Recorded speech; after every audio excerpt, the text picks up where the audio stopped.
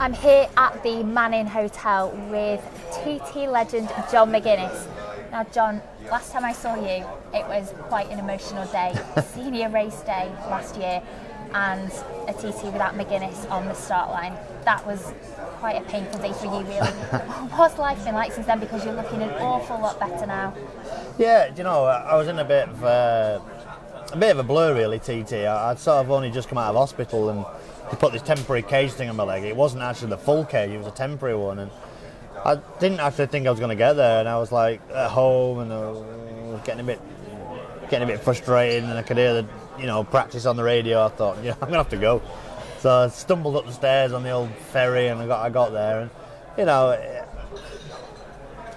even if I wasn't racing, I'd still come and watch it. It's still an amazing thing to see, and amazing to see for me, but also frustrating, but a bit sort of me being me, I made all the notes, who was going fast, who was going where, looking at the sectors, and so I watched all the bikes and quite enjoyed that side. Well, I'd love to have been on the grid. It was a great. The weather was great, but it didn't manage to be. So that was that. But after that, the bone was healing. I was lengthening the leg. It was very, very painful. It was a horrible journey.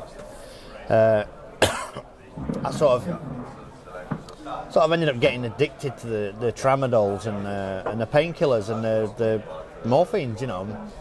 It's getting in more of a spiral mess, and didn't see any light at the end of the tunnel with it.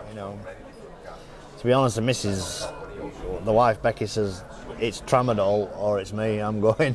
I thought, I can't afford the divorce. There's no way I'm gonna have to get the divorce on. So, a strong old bird, my missus. So she just said she took the drugs away from me and went through 4 or 5 days of hell. And then as fast as the feelings came, is it cold turkey, whatever you call it? I thought that was only a thing in Hollywood, but it actually does happen. It was horrible. I came back, 5 days. I was like, got my energy back, my strength back, my appetite, food, just loads of little bits started all lining back up. I'd finished the lengthening the leg. It was just sat healing, and then that's the point when you start thinking, I might have to do it again, I might have to do it racing, and see what options there are. And the Honda thing had sort of run its course a bit, and the health was coming back a little bit better. My back was better, my ribs and stuff were better. So yeah, after the tramadol was a huge step forward for me. Now, you have teamed up with Norton this year in probably one of the most speculated moves in the pre-season. How did that come about? Well, to be honest, I've been speaking with Stuart Garner for a few years now, and it's touch base, but I thought, I was happy at the Honda thing. I was looking forward to the new bike, the 17 bike, and we know it didn't work. It was disastrous. And after my injuries there, my real friends come out of the woodwork. The important people spoke to me. Some people did, some people didn't. One of the guys that did touch base with me and speak to me was Stuart Garner, and from Norton. And I said, you know what, I can have a meeting. So I went to the factory, and you could just see the glint in his eye, the passion for his brand, for his machines, for what they want to do, and he sold it to me. I thought, I think the timing's right. There's no other way of putting it. The planets just lined up. I parted with Honda.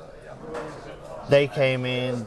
The bike at the minute now is competitive for Josh Brooks to ride it, and Davo last year to both do 131.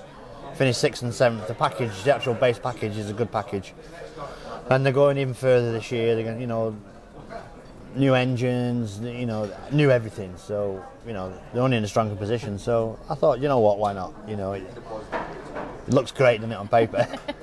Silly old codger like me on an old iconic brand like that. So, but we're serious about it, And the one nice thing when I did speak to Stuart was I went there with my cards on the table. I held my hands up. I said, my leg could not. We don't know where we are with this leg at the minute. It might, it might take a bit more healing and might not be in a position to ride your bike.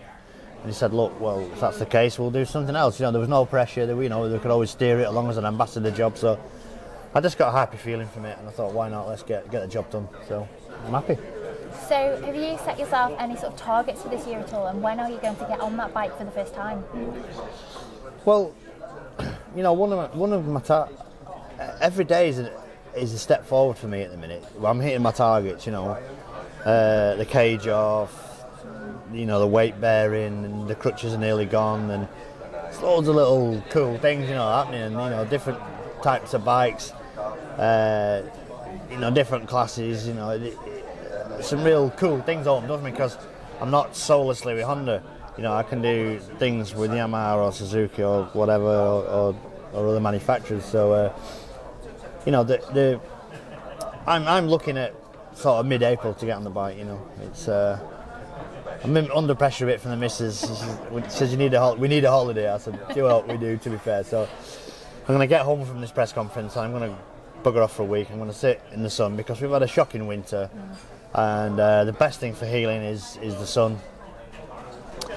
So I might even go in the gym, you never know. So a little bit of exercise in the sun, and then after that, hopefully we'll be away and do some testing mid-April. How do you feel about getting back on a bike?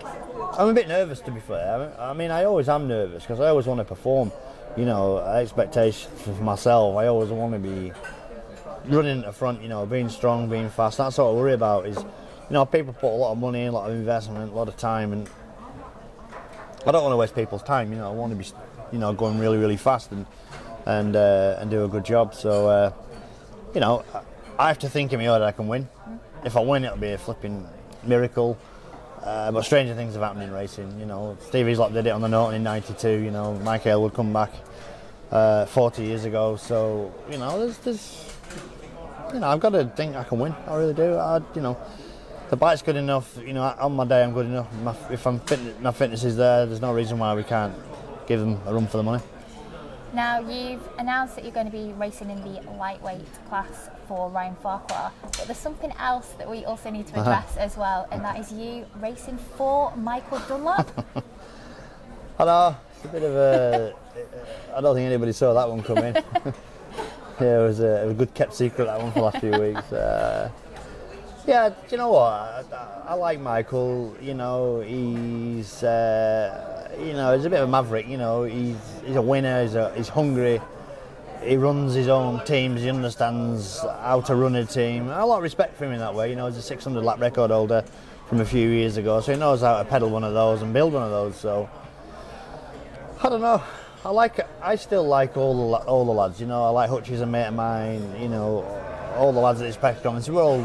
I think we're all mates, you know. And I needed a 600 to ride. There wasn't any 600s out there, so I sort of build us you got another bike you can build me. That's how the conversation went. You know, you're gonna build us a bike, Michael, and he said, "Are you serious?" I said, "Well, get one built and we'll have a team up and that." And he's like, "I'll get back to you." Then he got back a couple of days later and said, "I'm on with it." So, and it was as simple as that. You know, there's no contracts, there's no you know. It's just mates going racing, I thought, and you know, between us we've 38 TT wins between us, so we've got the pedigree and that. So there's no reason why we can't go on and do a real good, tidy job on it. And again, another first for me today. I put my leg over a bike for the first time today, and it was, you know, Michael's prepared 600. I got in the tuck position, I got my knees bent. I was like, bloody hell, you know, just another step closer. So. But I don't know how it's all going to pan out. You know, we might have a massive argument and a big old boxing gloves might be out by the end of it all. I don't know, but yeah, there's no reason why we can't get on and put a good show on, and you know, if it's, see how we get on.